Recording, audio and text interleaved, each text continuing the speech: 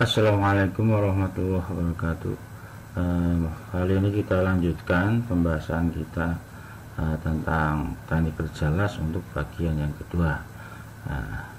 Pada kesempatan kali ini kita akan membahas khusus untuk las posisi pengelasan, las stick dan las mic ya. Nah, sebelumnya kita kembali lagi mengingatkan ya untuk standar K3 atau kesehatan dan keselamatan kerja. Berikut saya ulangi lagi untuk standar K3 pada pengelasan. Di sini ada safety glass atau kacamata pelindung, terus topi atau bandana untuk melindungi kepala, terus welding jacket, terus ada helm, ada sarung tangan, ada apron, ada sepatu ya, sepatu safety, dan juga ada celana jeans atau celana yang tebal lah untuk melindungi percikan dari proses pengelasan ya.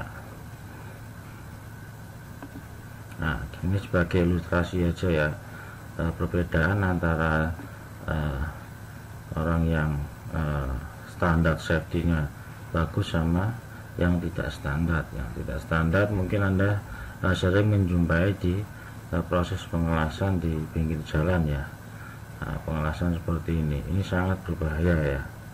Tidak memakai alat pelindung diri seperti nggak pakai sarung tangan, tidak pakai safety shoes, tidak pakai kacamata yang benar dan segala macamnya. Ini sangat berbahaya. Sangat mudah terkena percikan hasil pengelasan seperti ini ya. Misalnya pakai koran, ketika ada percikan api yang terkena koran, dia lama kelamaan akan membakar koran yang dipakai di masker wajah ini dan akan terjadi kebakaran ya.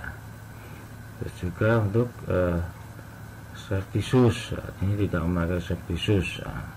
Ini nanti rawan juga terkena percikan api dari proses pengelasan dan sebagainya ya. Anda bisa menyimpulkan mana yang safety dan mana yang tidak safety ya.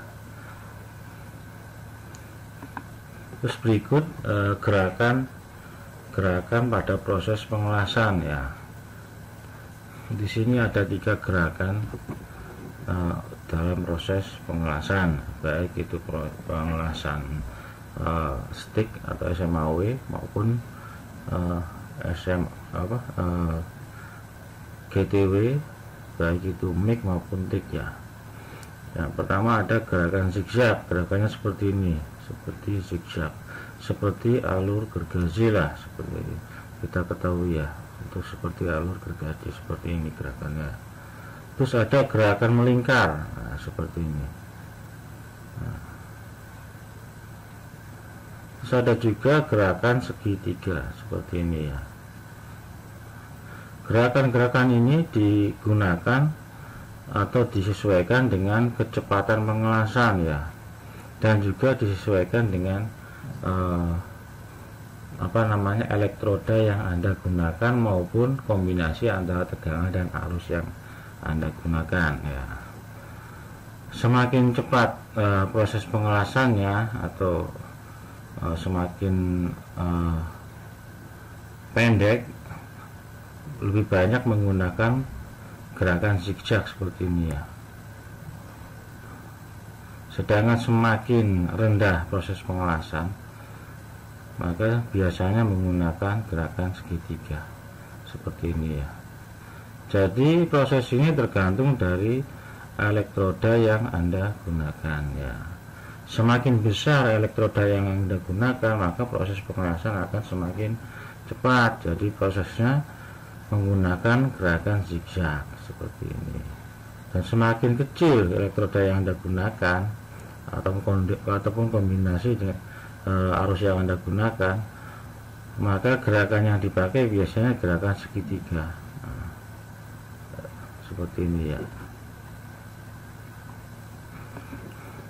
Terus berikut ada posisi mengelas ya, posisi mengelas listrik ya.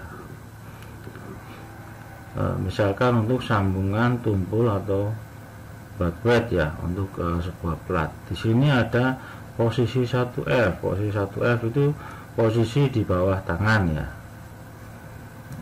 Terus untuk posisi 2F, posisi mendatar ya, terhadap garis horizontal ya, mendatar.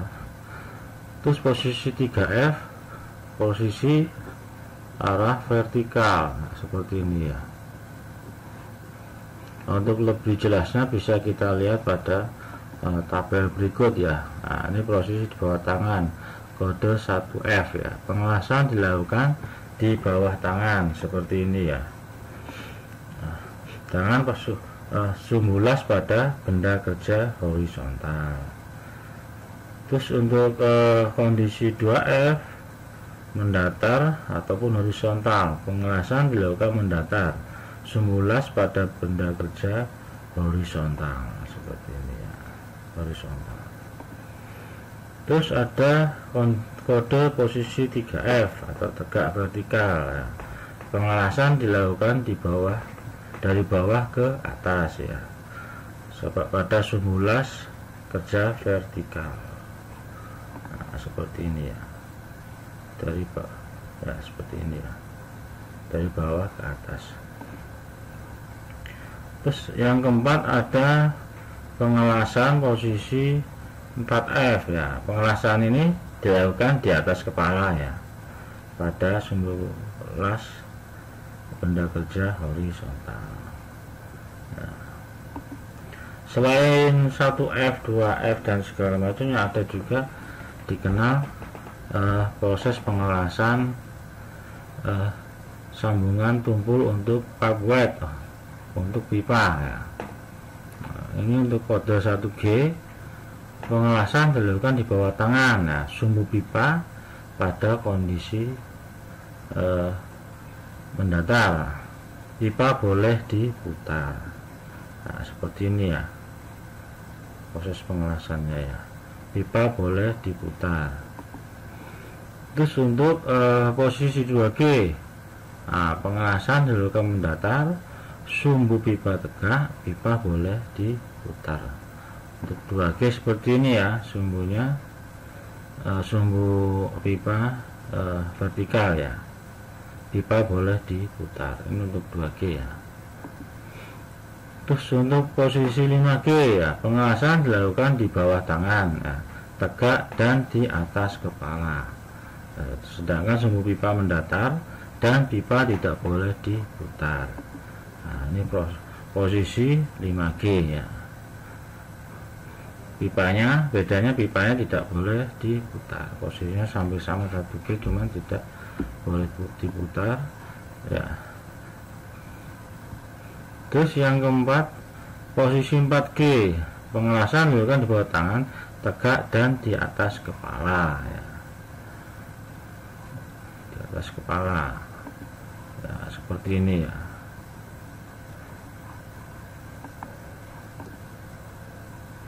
Oh, ini maaf, ini 6G ya, 4G cuma. Nah, ini posisi 1G seperti ini ya.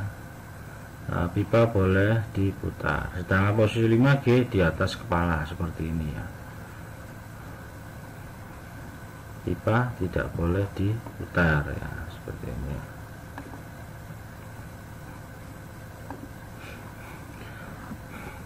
Berikutnya tegangan dan arus pengelasan ya. Energi listrik pada alas busur listrik diukur dalam tegangan dan arus ampere ya. Jadi listrik yang dipakai harus disesuaikan dengan tegangan dan arus listrik yang akan dipakai ya. Jadi ada kombinasi atau pengaturan arus listrik yang dipakai ya. Terus tegangan pengelasan ditentukan oleh panjang busur nyala listrik ya. Tegangan itu ditentukan panjang nyala listriknya ya. Terus panjang busur nyala listrik tergantung pada ukuran dan jenis elektroda yang digunakan ya. Terus yang berikutnya, panjang busurnya listrik kurang lebih setengah dari diameter elektroda ya.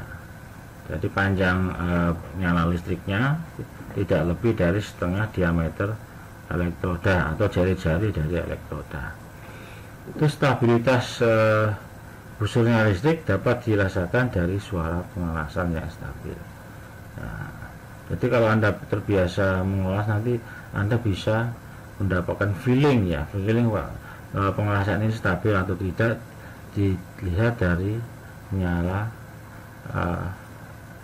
proses pengelasan ya.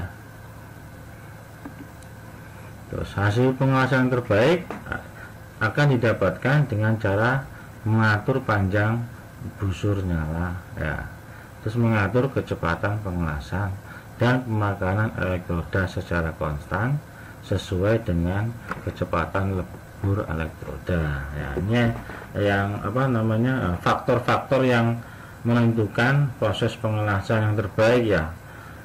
Bisa Anda lakukan dengan mengatur panjang busur nyala, terus mengatur kecepatan pengelasan dan pemakanan elektroda ya. Terus berikutnya penyalaan elektroda. Nah, ada beberapa cara untuk proses penyalaan elektroda sebelum Anda melakukan proses pengelasan ya. Nah, penyalaan elektroda dilakukan dengan mengadakan hubungan singkat atau dikonsletin ya pada ujung elektroda dengan benda kerja ya, secepat mungkin pada jarak tertentu. Nah, ini ada diameter elektroda. Untuk busur nyalanya biasanya jaraknya tidak melebihi dari setengah diameter elektroda itu sendiri ya. Di sini ada dua cara untuk proses penyalaan awal. Anda bisa menggores ataupun bisa menyentuh ya, sehingga didapatkan perkiraan panjang busur nyalanya ya. Nah, ini kualitas pengelasan las listrik ya. Ini ada beberapa kualitas ya. Nah, untuk yang pertama ini kualitas yang baik ya, jalur las yang baik, bentuknya akan seperti ini ya, padat, rapat, dan ukurannya stabil ya, seperti ini ya. Terus untuk yang kedua, ini biasanya kecepatan pengelasannya terlalu tinggi ya, jadi pergerakannya terlalu cepat ini, jadi enggak stabil, bentuknya acak-acakan, terus ukurannya tidak sama ya, seperti ini ya. Terus yang ketiga, ini kecepatan pengelasan terlalu rendah ya. Nah, terlalu rendah seperti ini ya, jadi bisa dilihat terjadi penumpukan elektroda yang sudah menempel ya, atau bahan pengisi sudah menempel seperti ini ya. Terus yang keempat, bentuknya seperti ini disebabkan karena busur nyala listrik yang terlalu pendek ya. Terlalu pendek akhirnya mengakibatkan logam pengisi juga sedikit ya yang menempel pada benda kerjanya. Terus yang kelima, bentuknya acak-acakan seperti ini disebabkan karena busurnya listriknya terlalu panjang ya. Terus yang keenam, bentuknya seperti ini. Nah, ini disebabkan karena arus pengelasannya terlalu tinggi. Kalau arusnya terlalu tinggi akan melebar seperti ini ya. Nah,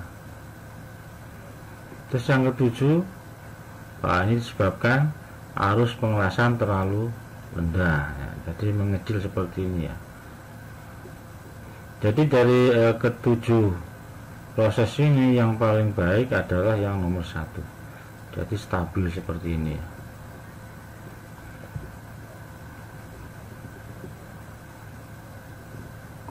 About the welding positions. Follow me to the welding room. The 4 basic welding positions are flat, horizontal, vertical and overhead. The flat welding position is the easiest position and best position to weld in. If the workpiece can't be manipulated to weld in a flat position, you have to weld out of position. The most common type of weld is a fillet weld and a groove weld, and you can perform these welds in all 4 positions. There are numbers that are used to designate the type of welding position. 1. Flat position. 2. Horizontal position. 3. Vertical position. 4. Overhead position. Flat position. The flat welding position is the preferred welding position. For a welder, it's the easiest, most ergonomic and safest. In the flat position, the workpiece is flat and your welding electrode moves in a horizontal direction. In the flat welding position, you weld on the top side of your workpiece. The common term for this kind of weld is called flat position, but it's also referred to as the downhand position. Horizontal position. In the horizontal position, the weld is on the upper side of a horizontal surface and against a vertical surface. This of a horizontal weld is along the horizontal plane and is often used for fillet welds or groove welds.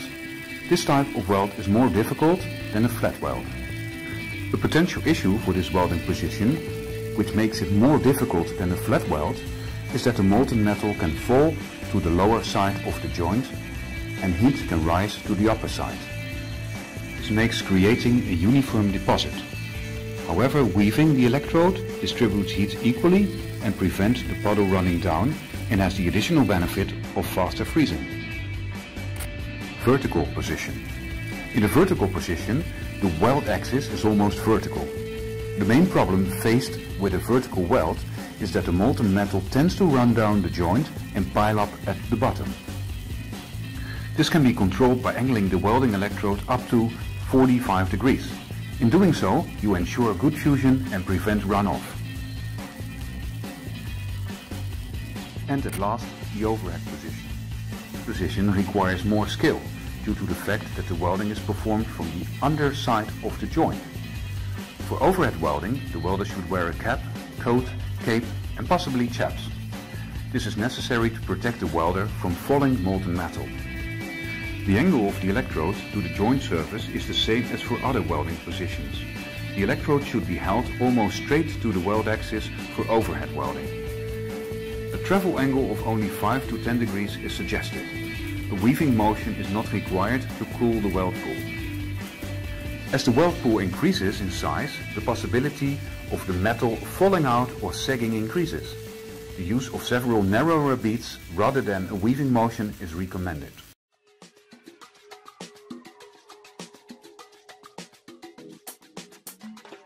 The torch can be held at various angles. Depending on the type of electrode wire being used, the weld profile required by the type of materials being welded, and the joint preparation and location.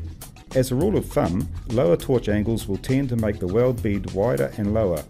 Higher torch angles will tend to make the weld bead narrower and higher. Welding positions are coded with a number and a letter. For example, 1G is a flat position for metal plates. It is also the easiest position to weld. As you vary the angle from the flat position, welding becomes harder. You cannot simply rely on gravity to fill your weld metal. Instead, you'll also have to consider arc force and surface tension to produce an effective weld. Different projects may require you to weld in all sorts of positions. Berikutnya kita bahas teknologi pengelasan yang lain ya, yaitu las TIG ya, atau bisa disebut dengan las GTAW atau Gas Tungsten Arc Welding ya. GTAW ini berbeda dengan proses pengelasan SMAW ya.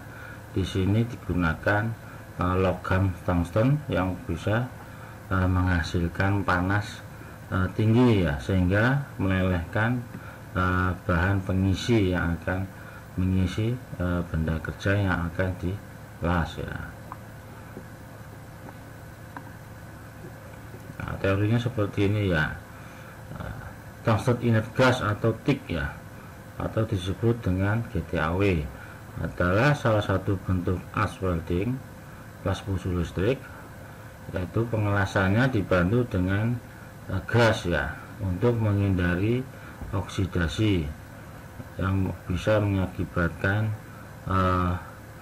pengerakan pada benda kerja, sehingga benda kerja tidak akan menempel antara benda kerja dengan logam pengisinya ya. Nah, jadi las GTAW ini menggunakan gas pelindung ya, gas pelindung seperti ini ya. Nah, kalau kita lihat dari skema di sini, ini ada gas pelindung ya, terus ada tungstennya, tungsten untuk untuk menghasilkan panas yang dibutuhkan, sehingga benda kerja sama logam pengisi akan sama-sama meleleh dan menjadi satu ya. Biasanya gas pelindung yang sering dipakai memakai gas argon ataupun CO2 ya. Nah, di sini ya. Sedangkan tungstennya atau tungsten yang digunakan biasanya memakai wolfram ataupun tungsten itu sendiri sebagai elektrodanya ya. Seperti kita ketahui, wolfram atau tungsten ini mempunyai titik didih yang sangat tinggi ya, sehingga ketika terjadi hubungan singkat bisa menghasilkan panas yang tinggi.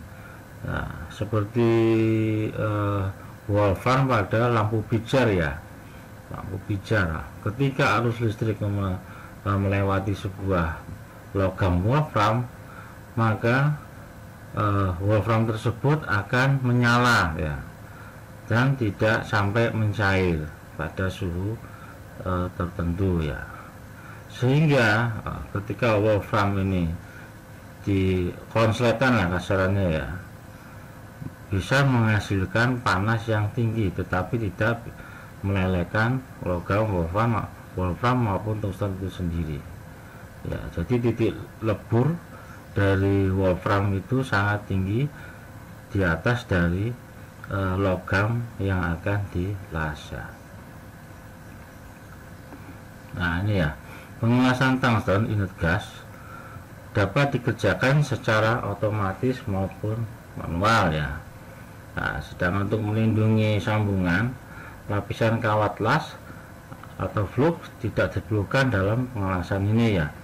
Jadi flux tidak diperlukan ya, karena sudah ada gas pelindung ya, untuk menghindari adanya oksidasi ya. Hasil les yang dihasilkan pada pengelasan ini hampir semua sama jenis logam yang bermutu tinggi ya.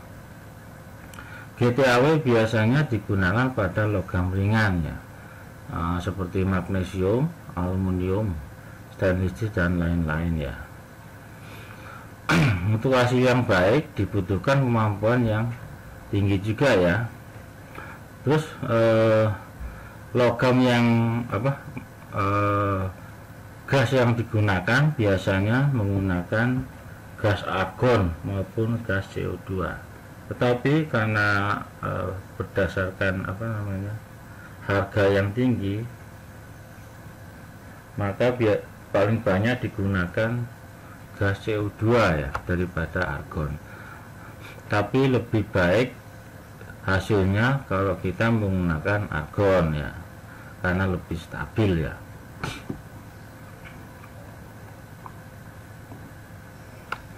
Terus tenaga yang digunakan bisa menggunakan tenaga listrik DC maupun AC ya.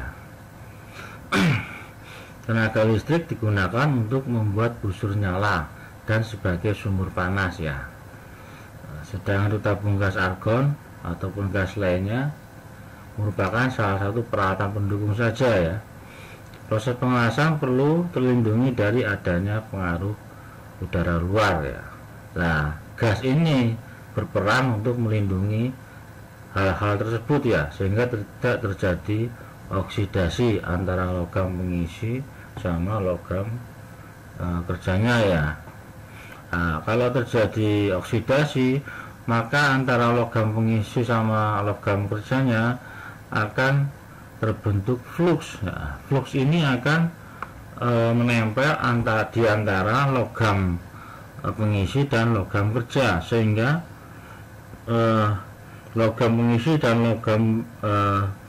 dan logam pekerjanya tidak akan menempel karena dibatasi oleh flux maupun kotoran yang menempel di antara itu ya. Jadi hasil pengelasannya tidak kuat ya. Pengelasan dengan arus bolak-balik atau AC sering digunakan untuk pengelasan magnesium, besi cor, aluminium dan logam lain ya. Sedangkan pengelasan dengan arus arah atau polaritas langsung banyak digunakan untuk paduan tembaga, baja tahan karat, baja dan lainnya ya. Jadi pemilihan arus sangat mempengaruhi pada proses pengelasan, baik ditinjau dari benda yang akan dilas.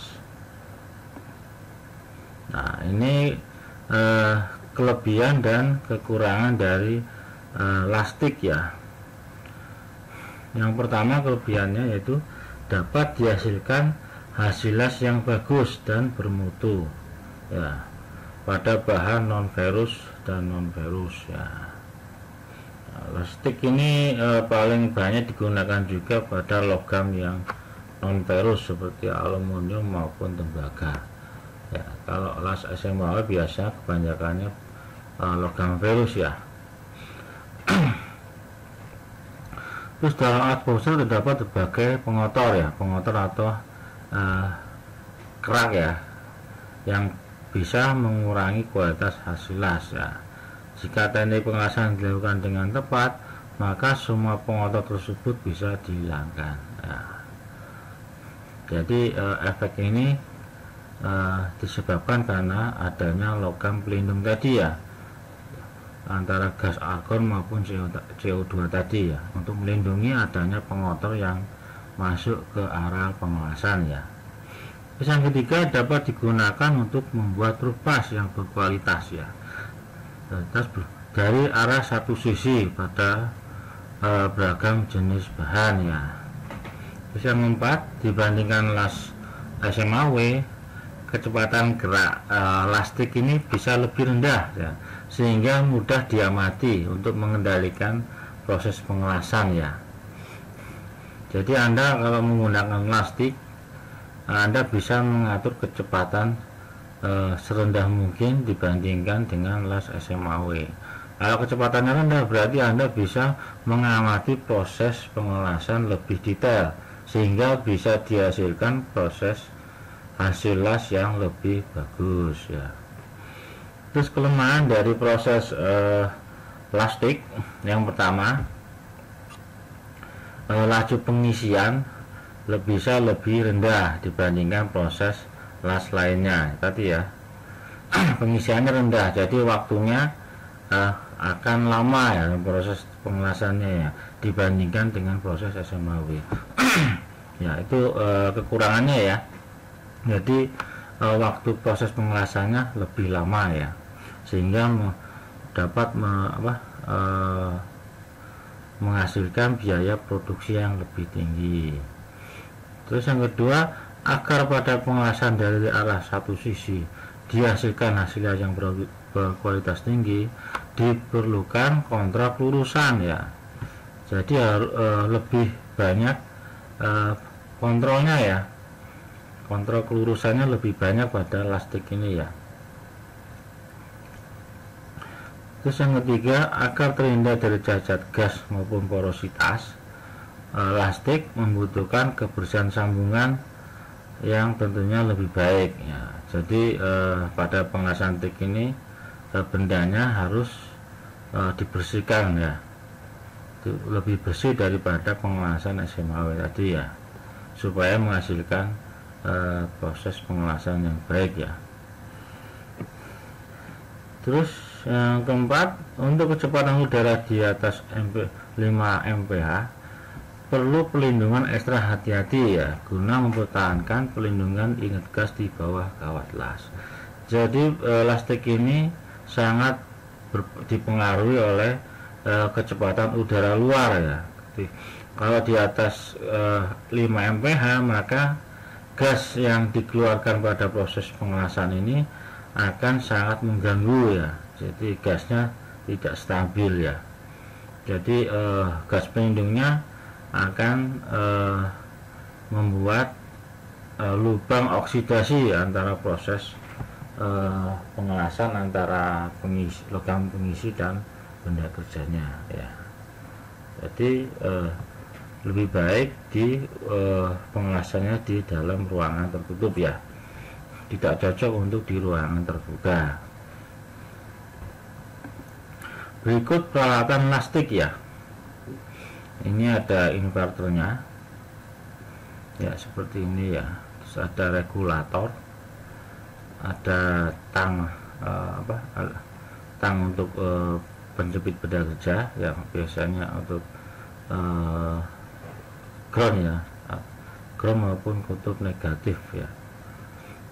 Terus ini ada saluran gas maupun inlet tungsten tadi ya. Di sini ada tungsten, terus beserta ada saluran gasnya ya di sini ya. Jadi ada kutub positif disertai dengan selang yang bisa menyalurkan gas pelindung tadi ya. Nah, ini lebih detail. Nah, ini power source atau inverter dari lastik itu sendiri. Di sini ada flow meter dan regulator ya, untuk mengatur kecepatan gas pelindung ya. Terus ini ada tabung dari gas pelindung tadi ya, bisa dari argon maupun CO2 ya. Terus ini ada cooling water, biasanya diletaknya di dalam power source ini ya, supaya bisa mendinginkan mesin las atau power source itu ya. Terus ini peralatan pendukungnya, ada juga foot pedal kontrol ya, untuk mengatur proses pengelasan ya. Terus ini ada welding torch ya, untuk proses penyalaan atau tempat keluarnya gas pelindung dan proses penyalaan las listrik itu sendiri ya. Pada lastik ini perlu kita ketahui tungsten yang berada pada welding torch tidak ikut dalam proses pengelasan. Jadi fungsinya hanya untuk menghasilkan panas ya, panas yang dihasilkan pada proses hubungan singkat itu tadi ya. Karena ada hubungan singkat berarti tungsten maupun wolfram akan menghasilkan panas yang tinggi, tetapi masih di bawah titik leburnya ya. Nah, ini salah satu contoh hasil proses pengelasan dengan lastik ya, tungsten inert gas. Nah, bentuknya seperti ini ya, lebih rapi ya, tetapi memerlukan kecepatan yang rendah sehingga Anda bisa lebih mengontrol hasil dari pengelasan itu sendiri ya.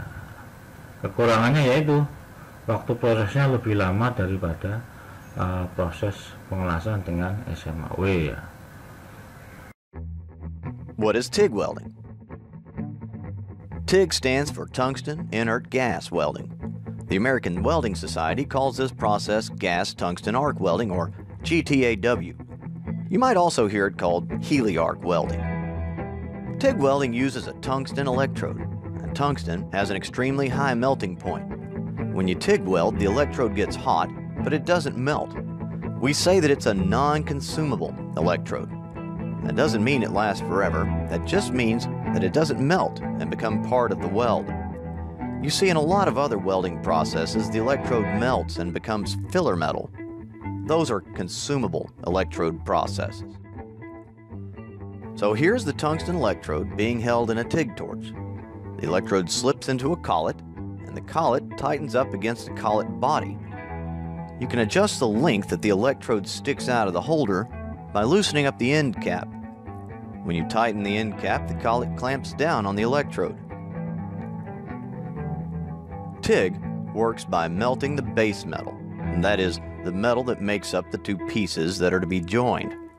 The heat is generated by an electric arc that forms between the base metal and the tungsten electrode. You can control the amount of heat with a foot pedal or with a thumb wheel on the torch. For most metals, the current is direct current, or DC. DC is like the current flowing from a car battery. One wire is always the negative and one is always the positive. In DC TIG welding, the electrode is usually negative and the workpiece is positive. The term DCEN is used for this, indicating that the current is DC and the electrode is negative. This is also called straight polarity, but DCEN is a more descriptive term.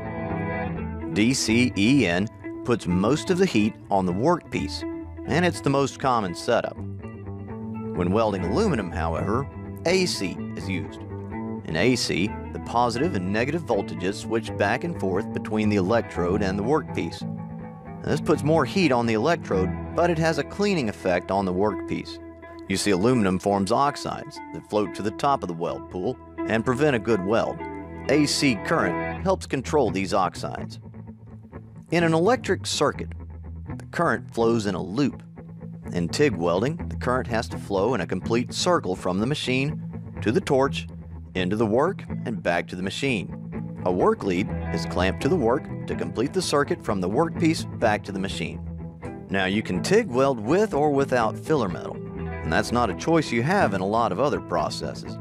If you want to add filler metal to a TIG weld, use a filler rod, which is just a rod of metal with a specific alloy. You want to make sure that the filler metal you're using is compatible with the base metal and that it has the strength required to do the job. In TIG welding, the molten metal is protected by a shielding gas. This gas, usually argon and sometimes helium or other gases, keeps the molten metal from reacting with oxygen and water vapor in the atmosphere. This shielding gas is stored in high-pressure cylinders like these. The pressure is reduced to a usable level by a device called a regulator. The shielding gas flows through a hose and comes out right at the point of the weld. So in summary, TIG welding is an electric arc welding process, uses a non-consumable tungsten electrode, the filler metal is added separately in the form of filler rod, and the shielding gas comes from a high-pressure cylinder. Berikutnya kita bahas lasmik atau metal inert gas ya. Lasmik ini hampir sama prosesnya seperti lastik ya. Cuma bedanya pada lasmik proses penyalaran busur listrik dihasilkan karena adanya hubungan singkat antara logam pengisi dengan benda kerjanya sehingga dihasilkan busur nyala. Nah, logam pengisi ini nanti akan mencair sehingga menempel pada benda kerja yang mencair juga. Bedanya dengan lastik, kalau lastik tadi kan logam tungsten yang berada pada welding torch tidak ikut mencair, cuma menghasilkan energi panas dan busurnya listrik. Sedangkan pada lasmik logam pengisinya yang menghasilkan busurnya listrik dan ikut mencair dengan benda kerjanya ya. Tetapi bersamanya ini baik lastik maupun lasmik mempunyai gas pelindung untuk menghindari oksidasi ya. Nah, sedangkan untuk logam pengisinya dikeluarkan melalui welding torch ya, berdasarkan bantuan dengan wire feeder ya, yaitu berfungsi untuk memutar elektroda menjulur keluar pada proses pengelasan yang berlangsung ya. Nah, sedangkan lasmik ini digunakan untuk mengelas besi ataupun baja, sedangkan biasanya gas pelindungnya bisa menggunakan gas argon maupun CO2 atau karbon dioksida ya, hampir sama dengan lastik tadi ya, menggunakan gas pelindung. Pada lasmik, kawat las digunakan sebagai elektroda yang diumpankan terus menerus ya. Kalau lastik tadi kan diumpankan pakai manual, pakai tangan ya. Kalau pada lasmik diumpankan terus menerus pada welding toss tadi ya.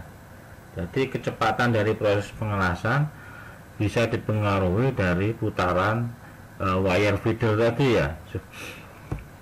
Sedangkan untuk busur listriknya terjadi di antara kawat pengisi dan logam Indo ya. Seperti tadi kita bahas ya.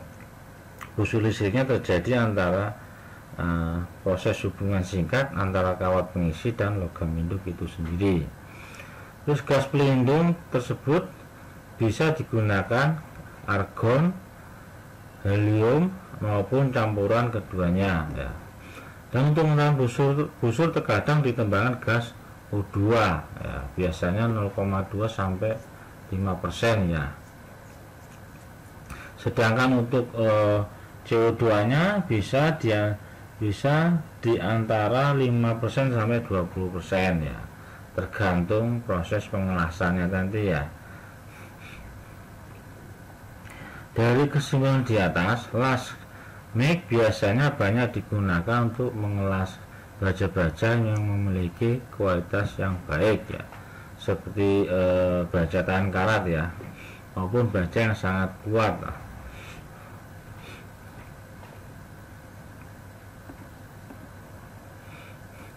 Terus lasmik juga sering digunakan secara otomatis ya, ataupun secara semi otomatis yang memiliki arus searah. Biasanya elektrodanya berkisar antara 1,2 mm sampai 24 mm untuk diameternya ya. Terus karena perkembangan teknologi semakin canggih, biasanya sekarang itu kawat elektrodanya bisa memiliki diameter 3,2 sampai 6,4 mm ya.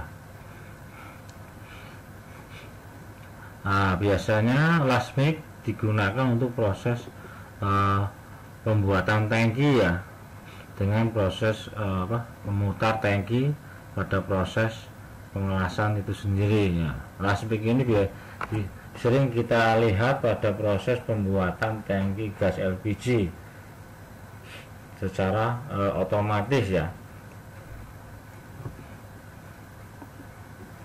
Nah, berikut perlengkapan dari lasmik ya. Nah, ini ada power source atau inverternya, signal welding toss, dilengkapi dengan selang untuk mengalirkan gas. Terus ini ada kawat lasnya ya, solid wire, yang dikeluarkan bersamaan dengan gas itu tadi ya, berbarengan ya. Kecepatan pengelasan lasmik dipengaruhi oleh kecepatan juga dari motor motor yang menggulung kawat las itu sendiri ya. Semakin cepat Anda mengeluarkan kawat, berarti proses pengelasannya akan semakin cepat ya. Nah, berikut peralatan yang lain bisa kita jelaskan satu persatu ya. Ini tabung gas pelindung ya. Terus ini ada regulator, hampir sama dengan lastik tadi ya. Terus ini ada sistem kontrol yang mengontrol keluar masuknya gas maupun keluar masuknya kawat las sebagai pengisi tadi ya. Pengontrol ini bisa menggerakkan juga motor yang menarik kawat pengisi, sehingga bisa berbarengan keluarnya dengan gas yang akan digunakan ya.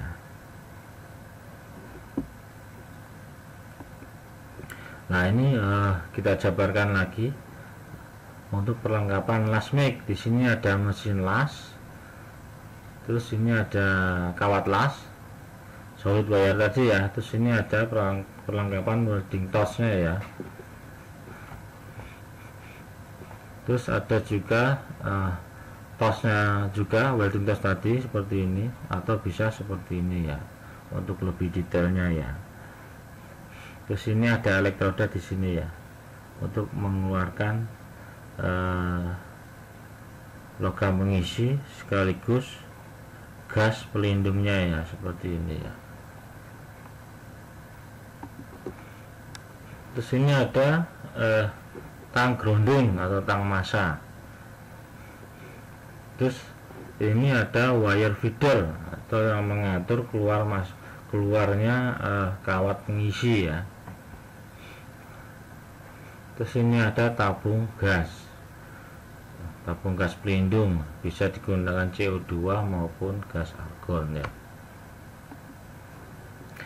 Terus berikut kelebihan dan kekurangan las mic. Yang pertama, lebih cepat dibandingkan dengan proses pengelasan SMAW dan menghasilkan hasil yang lebih tahan lama ya.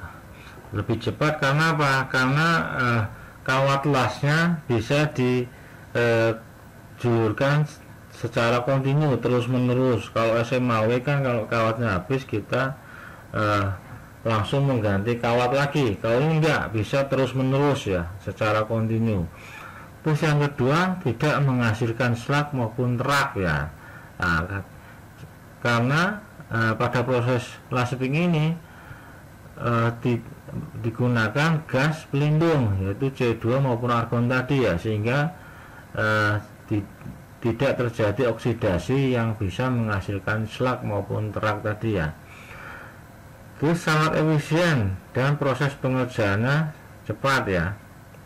Nah tadi secara terus menerus ya. Terus yang keempat, proses pengelasan mic sangat cocok untuk pekerjaan konstruksi ya.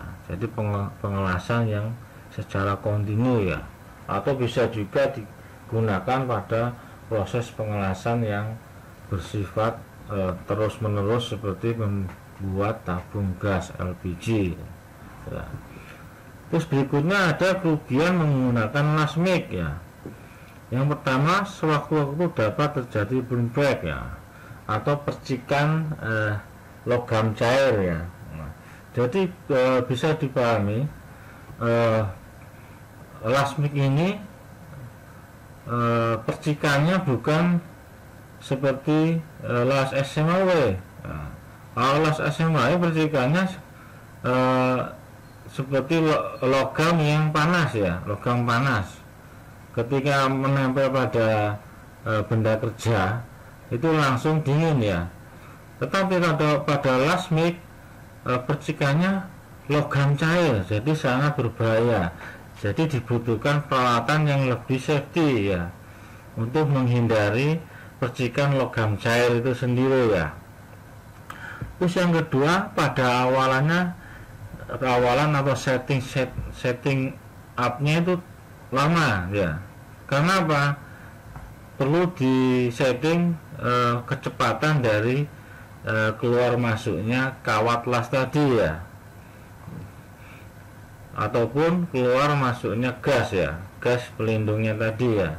Jadi pada awalannya memang susah untuk setting antara kawat las dengan gas pelindungnya tadi ya.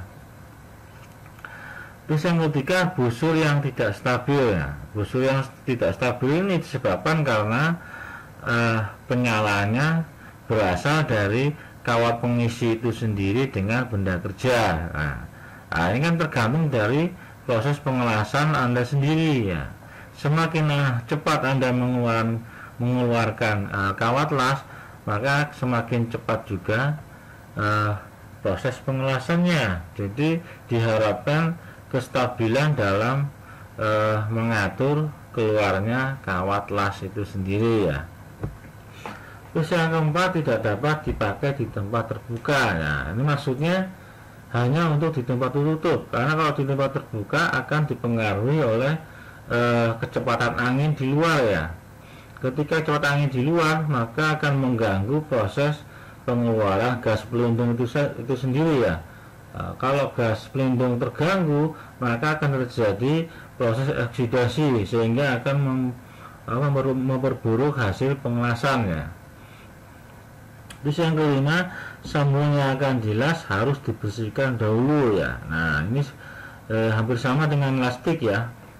Jadi benda kerjanya harus dibersihkan dulu dari kotoran seperti grease, minyak, karat dan segala macamnya, sehingga terjadi hubungan singkat yang bisa menghasilkan busur nyala listrik ya. Nah, ini penampang dari welding torch ya. Di sini ada nozzle ya, seperti ini ya. Di sini ada kawat las atau logam pengisi tadi ya. Nah, terus sini ada gas pelindung. Nah, di sini ada gas pelindung ya. Keluarnya dari sini berbarengan dengan kawat las. Sedangkan ini ada trigger. Trigger itu seperti pelatup pada pistol ya. Jadi bisa mengatur keluarnya kawat pengisi maupun gasnya ya.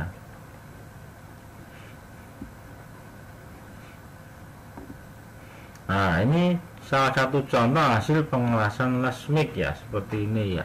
Hampir sama dengan proses pengelasan plastik ya. Kecepatannya rendah juga ya, seperti ini ya. Jadi Anda bisa mengontrol kualitas dari proses pengelasan itu sendiri ya.